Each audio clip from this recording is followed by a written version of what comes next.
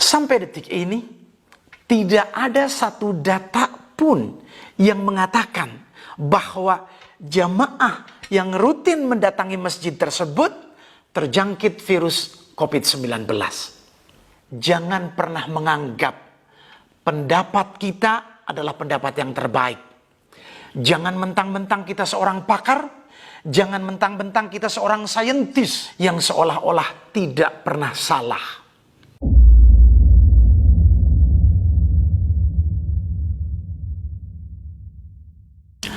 Selamat datang di Holistic Indonesia TV. Tubuh Anda adalah dokter yang terbaik. Bapak dan Ibu sekalian, ada kisah yang sangat menarik di kota di mana saya tinggal, yaitu di Pasar Rebo, di Kabupaten Purwakarta, Jawa Barat.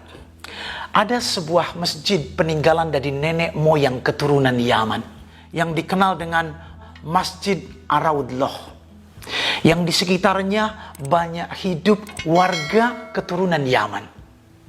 Masjid itu cukup besar dan letaknya berdampingan dengan Pasar Rebo yang hiruk pikuknya paling sibuk dan selalu dipadati oleh orang yang melakukan aktivitas jual beli setiap hari. Dan pasar itu merupakan pasar terbesar di Kabupaten Purwakarta. Masjid terletak sangat berdampingan, bahkan berdempetan. Yang menarik adalah selama wabah COVID-19, masjid itu satu hari pun tidak pernah tutup dari melakukan aktivitas sholat berjamaah. Dan mereka melakukan sholat berjamaah dengan saf yang rapat, mengikuti sunnah Nabi. Bahkan tidak sedikit jamaahnya yang sudah berusia lanjut, di atas 60, bahkan tidak sedikit di atas 70 tahun. Di masjid tersebut, selama era wabah, bahkan ketika masuk bulan Ramadan, jamaahnya semakin banyak karena banyak jamaah dari daerah lain datang ke masjid itu. Karena di daerahnya, masjidnya sudah pada ditutup dan dilarang melakukan aktivitas sholat berjamaah. Mereka melakukan sholat berjamaah dengan saf yang rapat. Tidak melakukan jarak ketika melakukan aktivitas sholat. Karena sunnah menganjurkan seperti itu. Jamaah masjid tidak pernah membahas tentang wabah di dalam masjid. Mereka datang dengan niat yang tulus, hati yang bersih dan bersuci, tanpa dihinggapi rasa takut dan cemas berlebih akan terjangkit wabah penyakit. Ketulusan itu, niat yang baik, ternyata itu kunci untuk meningkatkan sistem pertahanan tubuh setiap orang. Ketika aparat daerah mendengar bahwa masjid ini belum ditutup dari aktivitas rutinnya, maka aparat kepolisian dan TNI mendatangi silaturahmi kepada imam masjid yang sudah sangat sepuh dan berdialog, bertanya dan meminta kepada imam tersebut agar masjidnya ditutup untuk terhindar dari resiko terjangkitnya wabah COVID-19. Lalu imam itu menjawab dengan bahasa yang cukup bijak dan menyampaikan keterangan pada aparat. Bapak-bapak yang saya hormati, masjid kami persis bersebelahan dengan Pasar Rebo yang cukup besar, di mana dari pagi sampai sore dipenuhi oleh aktivitas orang jual beli, di mana berjubel masyarakat di pasar. Mereka datang ke pasar tidak bersuci. Pasar tempat yang sangat kotor, hiruk pikuk yang setiap hari berjubel di pasar dengan resiko yang jauh lebih tinggi. Kenapa pasar tidak ditutup sedangkan masjid tempat kami beribadah harus ditutup? Sedangkan kami datang ke masjid dengan bersuci, membersihkan tubuh, berwudu dengan niat yang ikhlas, dan kami berpikir positif, husnudzon billah, bahwa dengan bersuci, niat yang ikhlas, niat beribadah, kami berserah diri kepada Allah, itu satu cara untuk membangun sistem pertahanan tubuh yang sangat baik. Dialog tadi, aparat tidak bisa memaksa masjid itu untuk ditutup dengan alasan yang sangat bijak dari seorang imam menyampaikannya. Dan yang menarik Bapak dan Ibu sekalian, ketika 10 hari terakhir di bulan Ramadan, masjid tadi mengadakan iktikaf sampai subuh. Jamaahnya jauh lebih banyak dari Ramadan sebelumnya. Bapak dan Ibu sekalian, iktikaf 10 hari terakhir dipenuhi oleh jamaah yang tidak hanya muda, bahkan justru mereka yang sudah usia lanjut datang memenuhi masjid. Yang menarik adalah sampai detik ini masjid itu 1 hari pun tidak pernah ditutup karena wabah. Tapi sampai detik ini tidak ada satu data pun yang mengatakan bahwa jamaah yang rutin mendatangi masjid tersebut terjangkit virus COVID-19.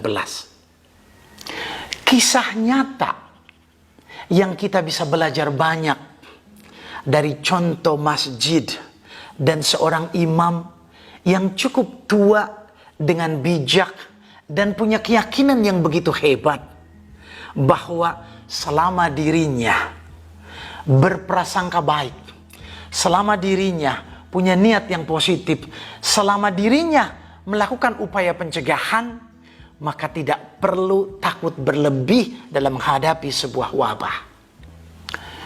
Seperti yang dikisahkan dalam sebuah hadis sahih dari Abu Hurairah radhiyallahu anhu. Wa an Abi Hurairah radhiyallahu anhu anna Rasulullah sallallahu alaihi wasallam qala yaqulu Allah ta'ala ana inda dhanni 'abdi bi. Dari Abu Hurairah radhiyallahu anhu, beliau berkata, Nabi sallallahu alaihi wasallam bersabda, Allah Ta'ala berfirman, aku sesuai prasangkaan hambaku. Jika hambaku berprasangka baik, maka hasilnya akan baik. Wallahu a'lam. Ketika awal mula wabah COVID-19 datang, media massa, media televisi terus-menerus memberikan satu informasi yang masif yang membuat seluruh masyarakat di dunia cemas dan takut. Seolah-olah apabila kita terjangkit wabah pagi ini, malam akan mati atau besoknya akan mati. Kalau terjangkit malam, besoknya kita akan mati. Seolah-olah saking hebohnya media televisi yang menyiarkan informasi sedahsyat itu. Sampai akhirnya semua ulama sepakat seolah-olah mengilustrasikan wabah COVID-19 seperti wabah taun pada zaman sahabat. Kenyataannya pada hari ini banyak para ahli berpendapat berbeda. Dan saya meyakini sejak awal bahwa wabah virus COVID-19 tidak bisa disamakan dengan wabah taun di era sahabat.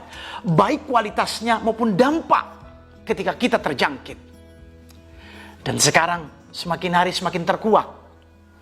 Para ahli banyak yang berpendapat bahwa virus COVID-19 tidak beda dengan virus influenza umumnya, cuma memiliki daya tular yang lebih cepat. Bahkan disadari atau tidak, semua virus influenza memiliki daya tular yang cukup cepat. Dan tidak heran ketika ada satu anggota keluarga yang terkena influenza, seisi keluarga beberapa hari kemudian akan terjangkit virus influenza yang sama. Intinya Bapak dan Ibu sekalian, jangan pernah menyalahkan virusnya. Karena kita tidak bisa mensterilkan dunia, dan kadang kita harus hidup dengan lingkungan yang tidak bisa murni bebas dari virus. Bapak dan Ibu sekalian, salah kalau kita harus takut terhadap virus, tapi ketika kita tidak mempersiapkan tubuh kita dari resiko terjangkitnya virus COVID-19. Untuk itu semua, upaya pencegahan pada new normal adalah persiapkan tubuh kita.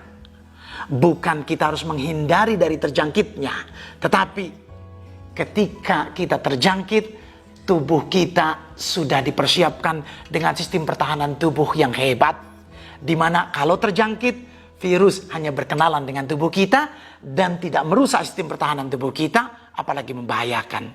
Untuk itu, hilangkan rasa cemas berlebih, mari bangun sistem pertahanan tubuh kita. Yakinlah bahwa tubuh manusia diciptakan oleh Allah dengan sangat sempurna.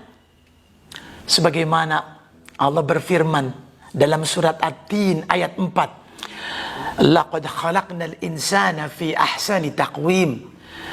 Sesungguhnya kami telah menciptakan manusia dengan sebaik-baiknya. Maknanya, manusia diciptakan dengan sangat sempurna oleh Allah. Yakinlah bahwa tubuh manusia diciptakan oleh Allah dengan perlengkapan yang sangat hebat untuk melawan berbagai penyakit. Jangankan COVID-19, kalau ada COVID yang lain setelah COVID-19, insya Allah kalau kita belajar dari COVID-19, hanya imun sistem tubuh kita yang diciptakan oleh penciptanya untuk selalu mempersiapkan diri dan menata, memperbaikinya agar setiap saat kita siap untuk melawan penyakit. Bapak dan Ibu sekalian, apabila ada yang kurang setuju dengan contoh yang saya paparkan di sini, semua orang boleh berpendapat. Tapi belajar dari siapapun, kepada siapapun, itu yang harus kita lakukan. Maka jangan pernah menganggap pendapat kita adalah pendapat yang terbaik. Jangan mentang-mentang kita seorang pakar, jangan mentang-mentang kita seorang saintis yang seolah-olah tidak pernah salah. Undur ma qala wala tandur man qala. Dengarkan, lihatlah apa yang disampaikannya, bukan siapa yang menyampaikannya. Di sini saya bukan siapa-siapa, saya hanya belajar dari keadaan di lingkungan sekitar saya. Kita hanya diberikan ilmu oleh Allah sangat sedikit sekali. Lebih banyak kita tidak tahunya tentang tubuh manusia ketimbang tahunya. Belajar dari siapapun dan kepada siapapun, itu yang harus kita lakukan, karena setiap orang selalu diberikan kelebihan yang berbeda-beda oleh Allah, sekalipun dia seorang petani yang tidak sekolah. Terima kasih. Belajarlah berbicara dengan tubuh. Tubuh Anda adalah dokter yang terbaik.